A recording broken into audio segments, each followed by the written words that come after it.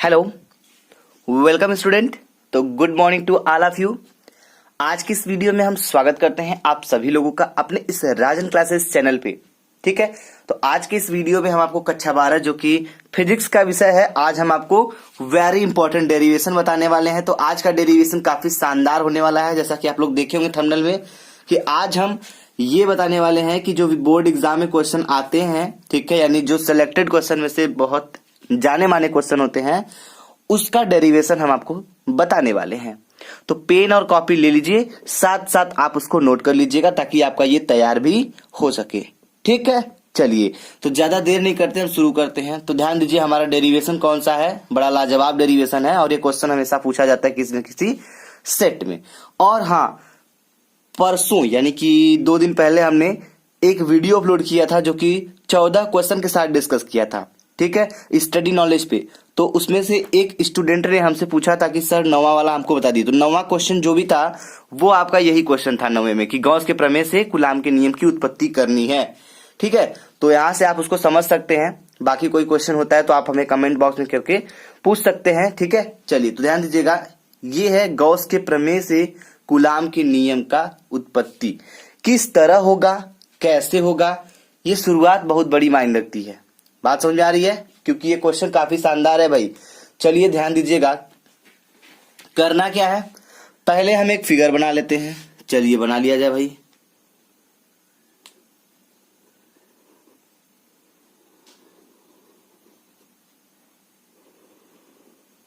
ठीक है, तो पहले एक फिगर बना लीजिएगा, गोला सा गॉसियन पृष्ठ बना लेते हैं हम लोग। ठीक है, ये बिंदु O है, ठीक है, और इस बिंदु O पर क्या है, प्लस Q कूलाम का आवेश है। और इससे R मात्रक दूरी पर, ठीक है, कोई बिंदु P है जहां हमें पहले क्या करनी है, वैद्युत क्षेत्र की तीव्रता ज्ञात करनी है। ठीक है, और एक चीज ध्यान दीजिएगा, यहाँ पे ये जो अल्पांश भाग है इसका अल्पांश भाग जो है ds है। ठीक है, और ये जो दिया है गॉसियन पृष्ठ, इसको हम दिखा देते हैं यस से। बात समझ आ रही है, यस दिखा दीजिए, कोई गॉसियन पृष्ठ यस दिया गया है और उसका जो बिंदु केंद्र है वो वहां केंद्र से r दूरी पर, ठीक है, बिंदु O से r दूरी पर क्या है, कोई बिंदु P है, प्लस Q कूलम का आवेश यहाँ पे है। तो इतना समझ में आ रहा है।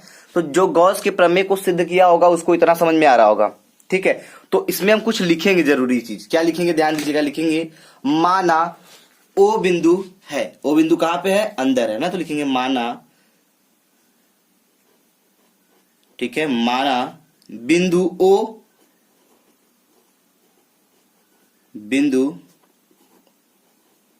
O है। ठीक है, जिस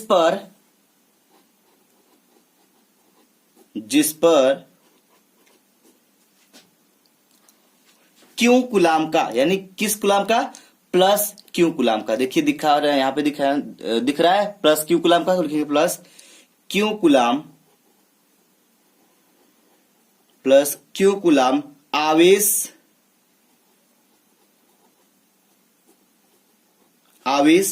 O से R मात्रक दूरी पर, यानी यहां O है, बिंदु O है ना, तो O से R मात्रक दूरी पर, ये दूरी है ये R है। ठीक है, तो लिखेंगे O से R मात्रक दूरी पर,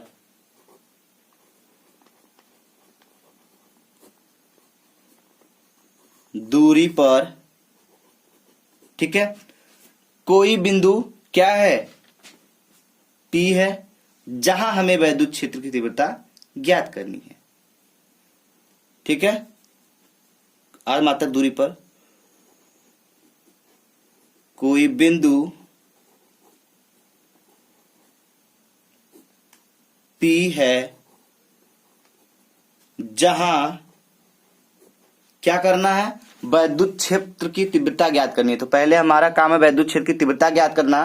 ठीक है, उसके बाद हम कूलाम के नियम की उत्पत्ति करेंगे। तो यहाँ पे वैद्युत क्षेत्र की तीव्रता निकालना सबसे पहला स्टेप माना जाएगा, क्योंकि ये बहुत इंपॉर्टेंट है। पहले हम वैद्युत क्षेत्र की तीव्रता निकालेंगे, फिर उसके माध्यम से हम फटाक से कूलाम के नियम की उत्पत्ति कर देंगे। तो ध्यान से देखते चलिएगा। ठीक है, और वीडियो को मिस करेंगे तो भाई हम नहीं जानते, क्योंकि वीडियो के पूरा अंत तक देखेंगे तब आपको कोई चीज समझ में आएगा, क्योंकि ये क्वेश्चन कितना शानदार है ये आप सोच भी नहीं सकते हैं, आप अनसॉल्व उठा के देख सकते हैं। ठीक है, चलिए, जहां विद्युत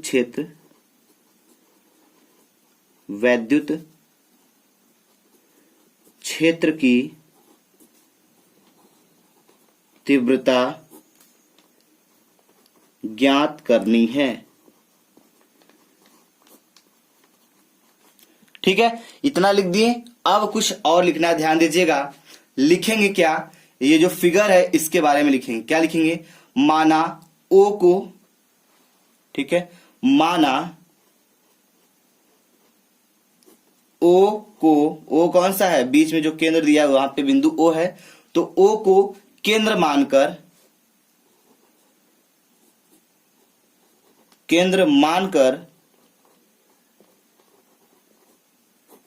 ठीक है, आर त्रिज्या का,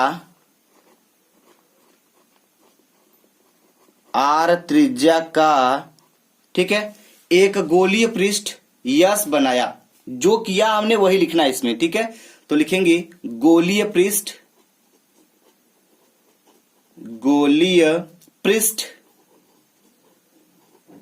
यस बनाया। हो गया, माना ओ को केंद्र मानकर आर त्रिज्या का गोलीय पृष्ठ यस बनाया। आसान है कि नहीं आसान है, आप फिगर में भी देख सकते हैं। ये जो ओ है इसको हमने केंद्र माना है और इससे जो दूरी है ये त्रिज्या आर, यानी कि आर त्रिज्या मानकर एक गोली पृष्ठ ये बना दिया। ठीक है, यस इसका नाम दिया हमने। और यहां पे लिखेंगे अतः, ठीक है, अतः गोलीय पृष्ठ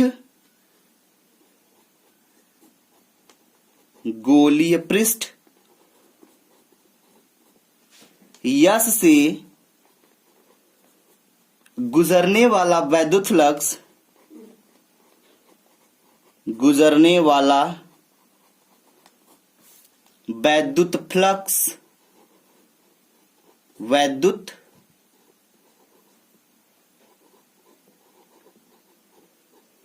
ठीक है, वैद्युत फ्लक्स क्या होगा, यहां पे ध्यान दीजिएगा। तो हम यहां पे लिखे ना, अतः गोलीय पृष्ठ यस से गुजरने वाला जो वैद्युत फ्लक्स होता है वो हो जाएगा फाई बराबर ई एस कॉस थीटा। ठीक है, नोट करिए फटाफट, फाई बराबर ई एस कॉस थीटा, फटाफट नोट कर लीजिए। हो गया, चलिए, अब जो ये हो गया फाई बराबर ई एस कॉस थीटा, इसको हमने मान लिया समीकरण नंबर 1। तो समीकरण बना लीजिए भाई, समीकरण नंबर 1 हो गया आपका ये। ठीक है, चलिए, तो एक चीज यहां पे ध्यान दीजिएगा, फाई बराबर हमने बताया आपको क्या, ई एस कॉस थीटा। तो हम क्या करेंगे, यहां पे थीटा बराबर हमारा क्या होगा, 0 अंश होगा।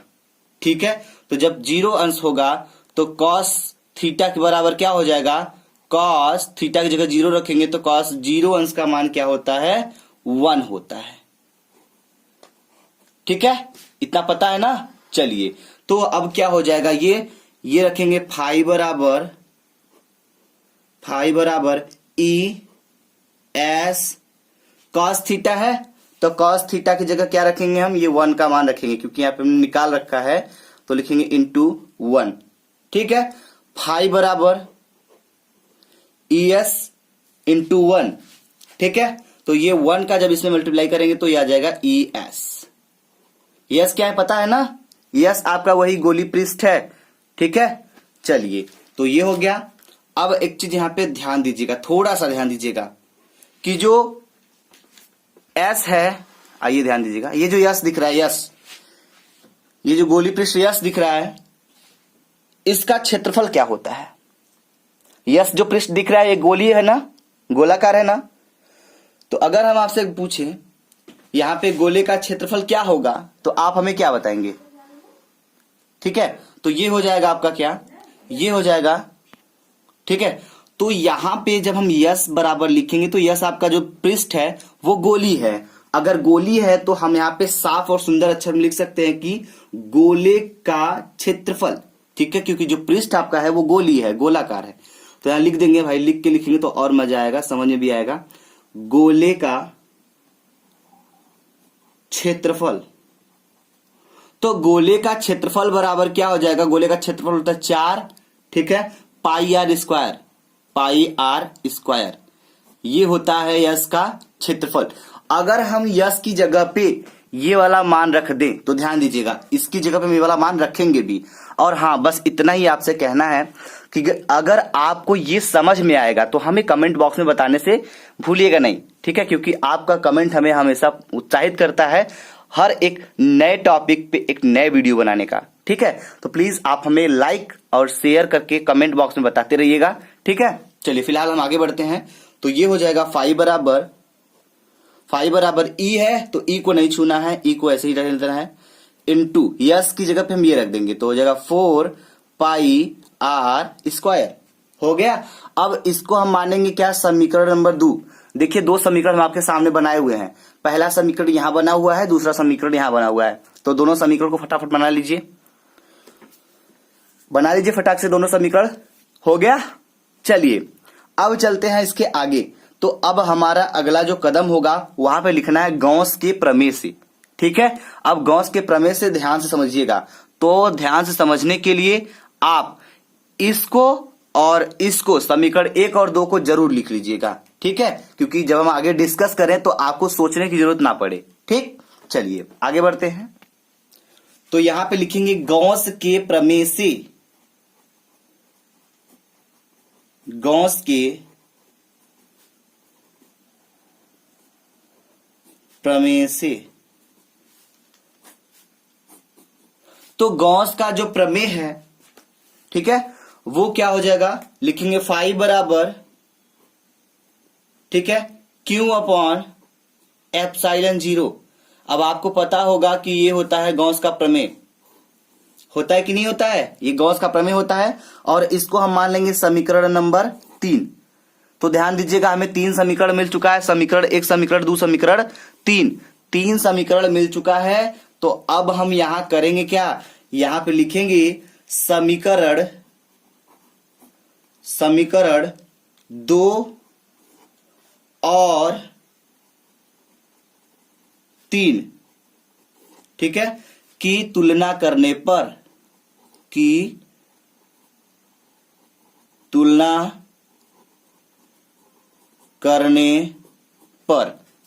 तो ध्यान दीजिएगा, समीकरण 2 और समीकरण 3 की तुलना करेंगे, कर लेते हैं तुलना। चलिए भाई साहब एकदम ध्यान समझिएगा, तुलना करने का मतलब यह है, समीकरण नंबर 1 आपको भी हमने बता दिया है क्या है, और 3 क्या है, 2 क्या है, सब तीनों समीकरण नोट कराया है। तो आप देख सकते हैं, हम एक बार फिर से डिस्कस करेंगे, ठीक है। समीकरण 1 आपका क्या है, समीकरण 1 आपका है फाई बराबर ई एस कॉस थीटा, ये समीकरण नंबर 1 था आपका। और समीकरण नंबर 2 क्या, समीकरण नंबर 2 क्या था आपका, फाई बराबर क्या है, E into 4 pi are square, ये समीकरण नंबर 2 था। देखिए तीनों समीकरण सामने रखेंगे, क्योंकि जिसका यूज करेंगे ना उसको आपको बताते रहेंगे। देखिए इसका यूज हम यहाँ पे करने जा रहे हैं, ठीक है। चलिए तो यहाँ हो जाएगा क्या, ये हो जाएगा फाई बराबर, ठीक है, E into 4 pi are square हो गया। अब देखिए यहाँ पे होगा क्या आपका, यहाँ पे आप लिखेंगे क्या, तीसरा जो समीकरण है उसका मान हमने निकाल रखा है, जो कि यहाँ पे गॉस का प्रमेय साफ एकदम दिख रहा होगा, फाई बराबर क्यू अपॉन एप्सिलॉन 0, ये समीकरण नंबर 3 हो गया आपका, राइट, वेरी गुड। देखिए हमने तीनों का तीनों समीकरण साइड में रख दिया है। अब जिसकी जरूरत पड़ेगी आप उसका यूज कर सकते हैं कि नहीं कर सकते हैं, चलिए हम आपको करके दिखाएंगे जिसका जरूरत पड़ेगा, ठीक है।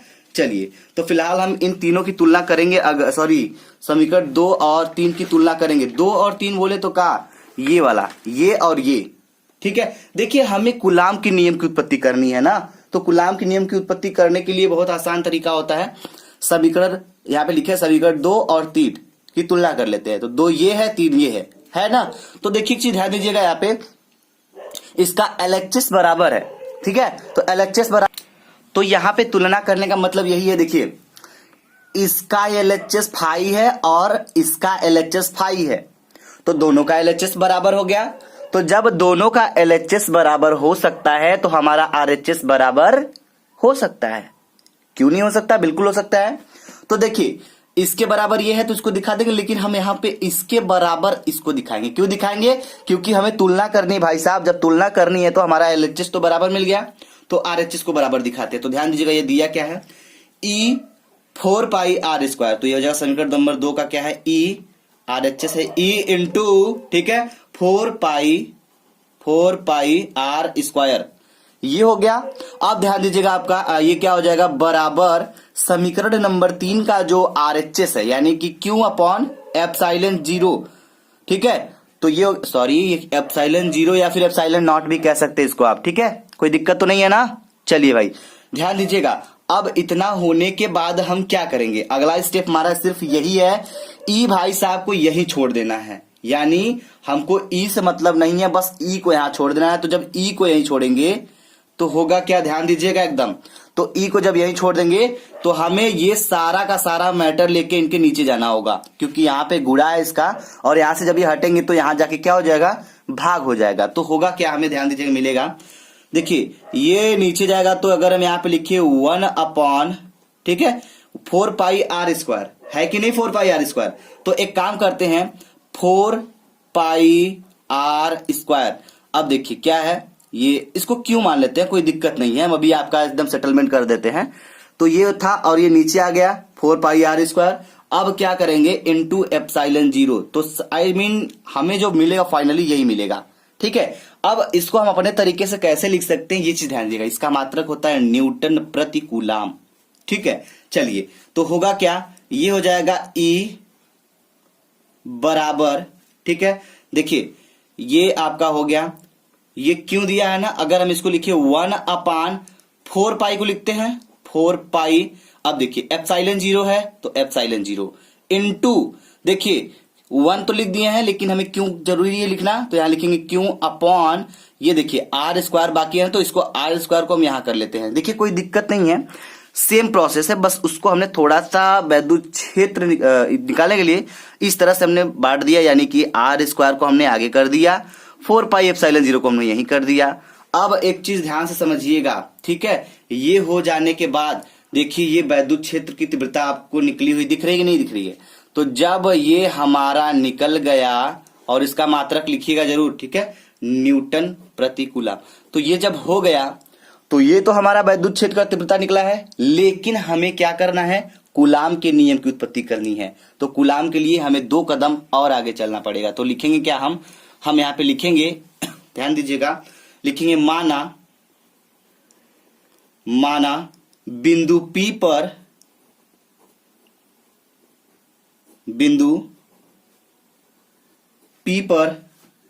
परीक्षण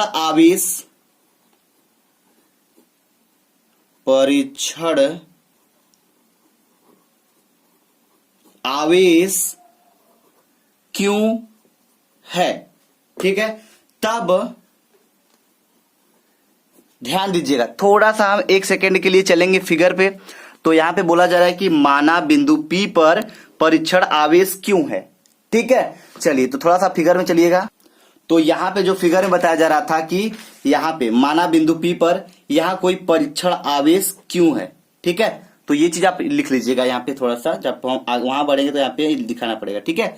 तो ये हो गया आपका माना, यही चीज हम वहां पे लिखे हुए हैं, क्या लिखे हुए हैं कि माना बिंदु P पर परीक्षण आवेश क्यों है, ठीक है। चलिए आगे बढ़ते हैं, ठीक है। तब यहां लिखिए तब, अब क्या होगा, अब आप इसको जानते होंगे ना, ये फार्मूला F बराबर क्यों ई, इसको जानते होंगे कि नहीं जानते होंगे, जानते हैं ना।